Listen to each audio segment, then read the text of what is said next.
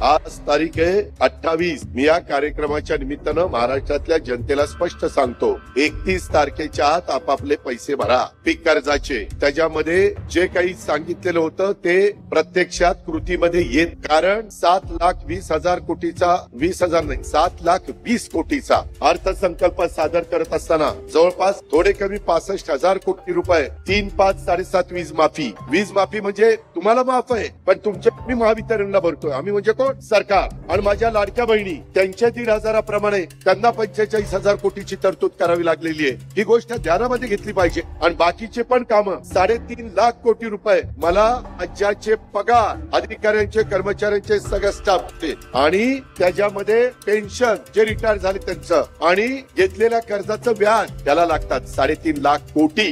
महाराष्ट्र राज्याचे उपमुख्यमंत्री माननीय अजितदादा पवार काल परवा एका सभेत बोलत असताना साधारण 1-2 वर्ष तरी सरकार शेतकऱ्याची कर्जमाफी करणार नाही। आजची तारीख किती आहे? 28। साधारण 31 तारखेपर्यंत महाराष्ट्रातल्या शेतकऱ्यांनी बँकेत जाऊन पीक कर्ज भरावं। अजितदादा, साधारण कुणाल कामरानं फक्त गद्दारीचा वास्तवातील उल्लेख केला तर तुम्हाला एवढ्या मिरच्या झुमल्या। अजितदादा, तुम्ही शेतकऱ्याच्या गरिबीचा अपमान केला। सांगा अजितदादा, महाराष्ट्रातल्या शेतकऱ्यानं तुम्हाला काय आणि कोणती शिक्षा करायची? 28 ते 31 मार्च अजितदादा, 3 दिवसांची मुदत। एवढी मुदत? अजितदादा, 70,000 कोटीचा घोटाळा करण्याचा स्वातंत्र्य, कसब, कौशल्य आणि अधिकार माझ्या बापाकडे असते, तर 3 दिवसात काय 3 मिनिटात माझ्या बापानं बँकेत जाऊन कर्ज भरलं। अजितदादा, माझ्या बापानं पिकवलेल्या मालाला तुम्ही योग्य भाव दिला असता, किंबहुना त्यानं पिकवलेल्या मालाला काय भाव द्यायचा हा अधिकार आणि स्वातंत्र्य जर त्याच्याकडे असतं ना, तर अजितदादा, माझ्या बापानं 3 तासात बँकेत जाऊन कर्ज भरलं असतं। भरलं कशालाच? अजितदादा, मुळातच माझ्या बापानं बँकेतनं कर्जच काढलं नसतं। अजितदादा, बँकेच्या नोटिसा जेव्हा माझ्या बापाच्या घरी धडकतात ना,